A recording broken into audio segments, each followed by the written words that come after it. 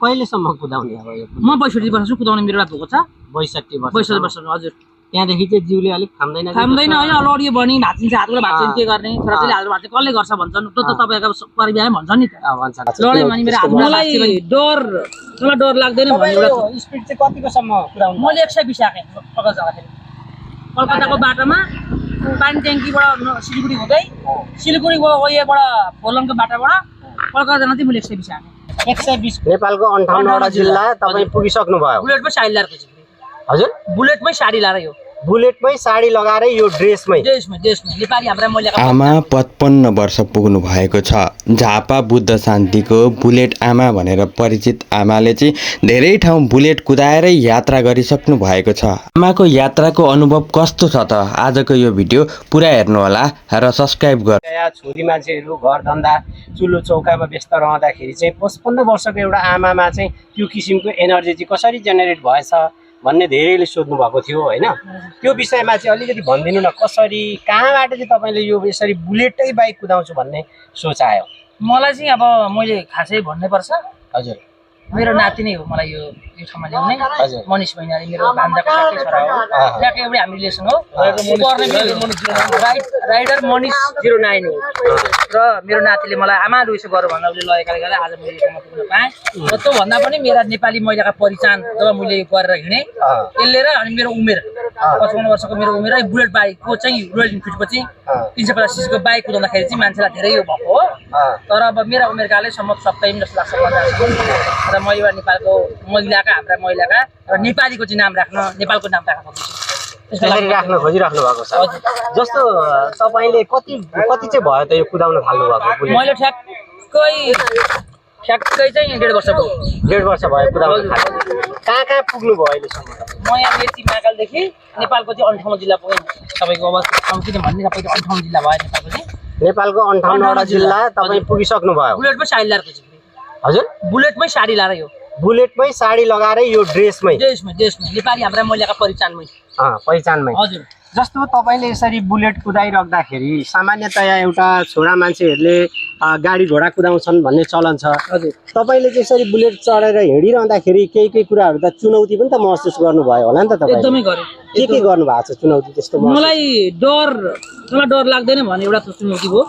कसरी किनकि यत्रो वेट भएको गाडी साडीमा तँलाई कति हुन त्यस प्रश्न त्यही भयो तपाईँलाई प्रेरणा कसले दियो भनेर धेरैले भने मलाई तपाईँ प्रेरणा दिएर तपाईँलाई कसले सिकाए चाहिँ मलाई हजारौँ लाखौँले भनिसक्यो र मैले चाहिँ अब मेरो यो परिचय हराउँदै गएको लोप भएको यो हाम्रो महिलाको परिचयलाई चाहिँ उजागर गर्दै नेपालको नाम राख्न चाहेको छु। त्यति नै मेरो उद्देश्य त्यो छ उद्देश्य। हजुर मलाई कमाएर सुन्नु है तपाईँले युट्युबले मजाले हाल्नु मलाई कमाएर युट्युबमा कमान आमा युट्युबमा पैसा आउँछ आमा त गर्न भनेर मलाई धेरै ठाउँमा बन्नु आँखाले गर्दा अब मेरो नाति मेरो मनिष भैनाली मेरो नातिले चाहिँ मलाई उजागर गरेका गर्दाखेरि मेरो नातिले नै उसले अलिकति हालिन्छ भिडियोहरू अझै पनि मेरो नातिले नै गर्छ भन्ने मैले आश लिएकी छु र तपाईँ जस्ता पत्रकार अहिले जनजोगले भाग्य नेपालले भेट्नुभयो। जस्तो यो बुलेट त अलिकति हेभी छ नि त बाइक, कति केजी छ यो? 180 भन्छ नि तर 190 किलो लाग्यो त्यति होला। हजुर अहिलेसम्म चाहिँ तपाईँ बुलेट चढेर हिँड्दा कतै कहिले काहीँ लड्नु भएको छ कि छैन? म साडीमै लडेँ आठाईबाट माथि पसला पारिपट्टि एउटा डाँडामा बिस्तार खेस लडेँ। आठाई भनेको त पहाड हो? पहाड त हो जहीँ हिलियाङ जहाँ कस्ता पहाड छन् त्यस्तामा कुदाएँ मैले साडी लाएर। तपाईँ पहाड पनि जानुहुन्छ बुलेटले? पनि सङ्घर्षमा खातबारी पहाड होइन र तपाईँले त अब यो ड्रेस लगाएर बुलेट कुदाउँदा त जो पनि एकचोटि फर्केर ओ के हो यस्तो यो भन्ने होइन। अब त सबैले हेरिसकेको छ भन्दै भन्दा बुलेटमा आइ भन्छन् तर सुरुमा चाहिँ धेरैले फर्केर पनि हेरे। मेरो न्युजमा जब नातिले हालिसकेपछि त मेरो विश्व हल्लिएको छ। विश्व हेरेको नेपाली जाँदा पुगेको नेपालीले इन्डियन त परे छोडिदियो अमेरिकामा ठाउँ सबै गुन्जिसकेको छ अरे नेपालीले हालेको अरे।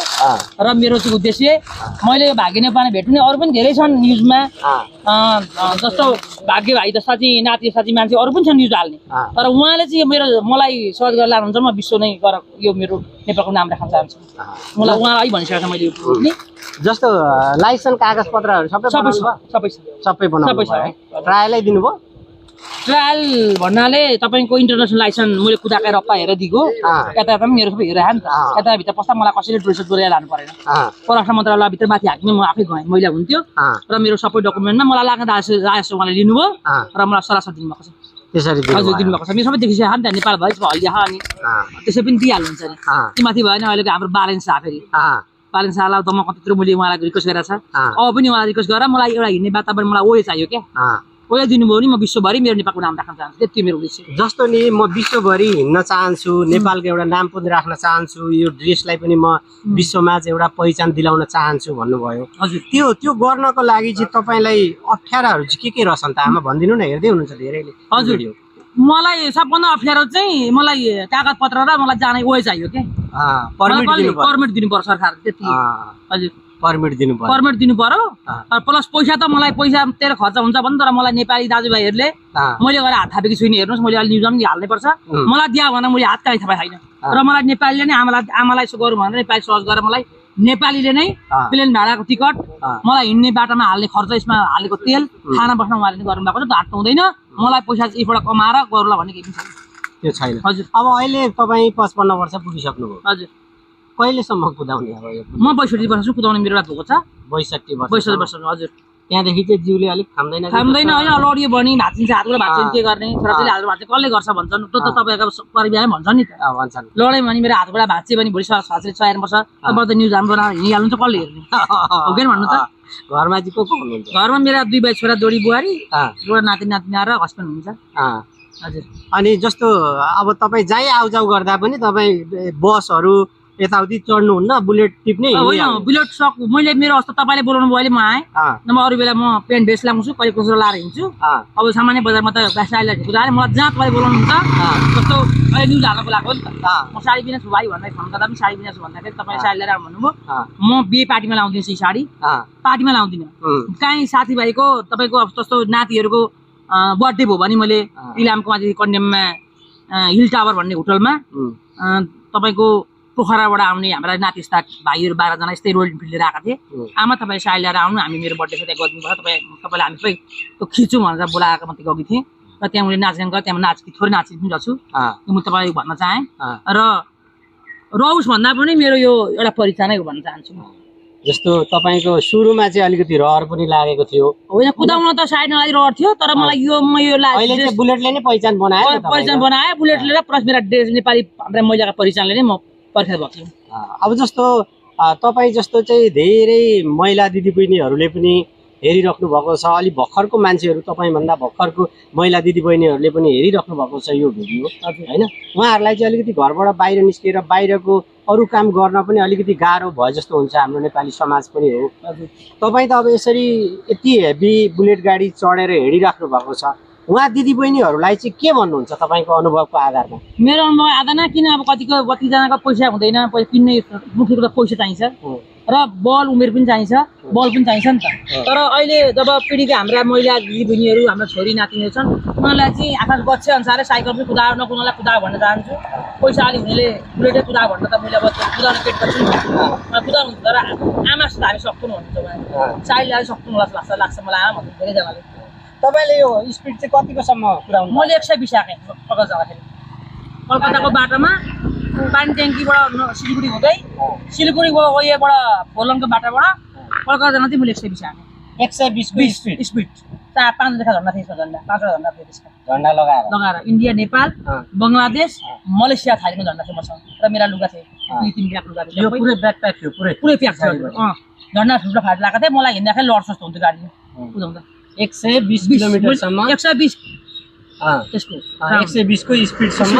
तपाईँले कुदाउनु भएको छ होइन अब यति बेला चाहिँ बुलेट आमासँग मैले धेरै कुराकानीहरू पनि गरिरहेको छु र लगभग म यो कुराकानीको अन्त्यतिर पनि आएको छु आमा चाहिँ विशेष गरी लगभग 1.5-2 वर्षदेखि यसरी बुलेट कुदाएर हिँडिराख्नु भएको छ र केही ठाउँहरू घुमिसक्नु भएको छ अब केही ठाउँहरू अझै घुम्ने क्रममा पनि हुनुहुन्छ नेपालको चाहिँ कतिवटा जिल्ला भन्नुभयो तपाईँ म 58 जिल्ला पुगेको छु 58 जिल्ला पश्चिमतिर पनि पुग्नु हो पश्चिमतिर पुगेँ तर अब अरूका जिल्ला फेरि पछि जाने मेरो रातो छ अब सम्भव भएसम्म नाति एडम मनिष मैयाली 09 मेरो नाति उहाँले उसले नै लान्छ भन्ने मैले आश पनि गरेको छु जस्तो नि तपाईँ यसरी हिँडिराख्दाखेरि धेरैले हेर्नु भएको छ हामीले हालेको भिडियो पनि र तपाईँले त अरू बेला पनि हिँडिराख्नु भएको हुन्छ सधैँभरि यसरी सञ्चारकर्मीहरूसँग भेट पनि हुँदैन तर तपाईँ त्यसरी हिँडेका भिडियोहरू चाहिँ तपाईँको नातिले उहाँको युट्युब च्यानलमा हाल्नुहुन्छ त्यहाँ चाहिँ तपाईँले भ्रमण गरेका कुराहरूदेखि लिएर हरेक कुराहरूको एउटा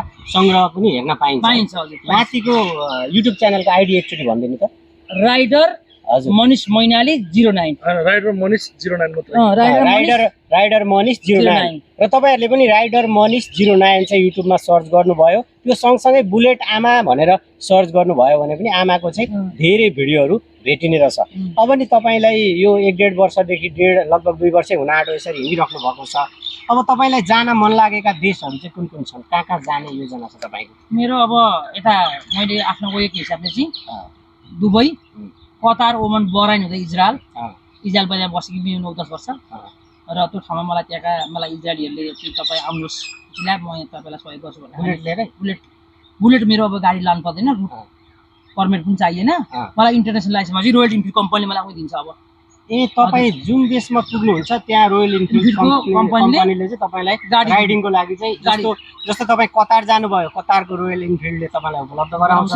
तपाईँ दुबई जानुभयो वहीँकोले गराउँछ। हजुर तपाईँ जुन कन्ट्रीमा जानुहुन्छ त्यो कन्ट्रीमा तपाईँ ल्यान्ड भएपछि चाहिँ तपाईँ बुलेटमै हो। हजुर कन्ट्रीमा अझै नेपाली लान्छ मलाई अनि त्यहाँ चाहिँ तपाईँ गुप्तावासमा गएर कुरा गर्नुपर्छ। मैले त्यहाँ नेपाल र हुन्छ नि त राजदूतावासमा गएर एमएससीमा गएर कुरा गरेपछि उहाँले चाहिँ लेटर दिनुहुन्छ, मेरो इन्टरनेसनल लाइसेन्स भएपछि म कुदाउन पाउँछु। जस्तो अहिलेसम्म तपाईँले यसरी एउटा फरक पहिचान पनि बनाएर फरक किसिमले बुलेट चढेर हिँडिरहँदाखेरि कतै यो एउटा साहस तपाईँले एक किसिमको देखाउनु भयो, एउटा प्रेरणा पनि हो अरूको लागि पनि भनेर कतैबाट तपाईँलाई सम्मानहरू सपोर्टहरू त्यस्तो केही भएको छ कि छैन अहिलेसम्म? मलाई अहिलेसम्म 260 ठाउँ भयो सम्मान। 260 ठाउँ? हजुर 260 ठाउँ चाहिँ मलाई राजा रानीलाई सहभागी मलाई फुलमाला अभिले पुरेको छ 260 ठाउँ भयो। साधारण लाखो त अब लाखौँ भयो होला, लाखौँ नै ठाउँ मलाई यस्तो भयो होला। तर मलाई त्यसमा पनि डोनेसन दिएको छ सरकारले, अब नेपाल सरकारले मेरै शान्ति गाउँपालिकामा प्रत्येक पालिकाले आफ्नो गच्छे अनुसारले मेरो भिजन हेरेका अनुसारले मलाई धेरै सहयोग गर्नुभएको छ। त्यहाँदेखि 28 शङ्खसभा खातबारी, तपाईँको सिन्धुलीगढी, काठमाडौँ र ललितपुर भक्तपुर पनि म गएँ र काठमाडौँमा छैन। अब मलाई सिन्धा डङ्गोलजीले दिने भन्ने उहाँले प्रमुखले भनेको छ। अब अहिले तीमाथि भएन बालन शाह चाहिँ प्रधानमन्त्री हुनुभएको छ, उहाँलाई पनि अब मैले धेरै ठाउँ उहाँले मेरो सहयोग गरेर उहाँको त धेरै नै भाइरलै भएको छ भन्नै पर्छ बालन शाहलाई। र बालन शाहसँग चाहिँ मेरो रिक्वेस्ट चाहिँ त्यही हो, मलाई जाने उयो गर्नु पर्यो उहाँले। म विश्वमा मेरो नेपालको कहाँ कि भन्दा नेपाली महिला हुन् भन्दा मलाई त्यति लाग्छ मात्रै मेरो कुरा मेरो त इच्छा छ।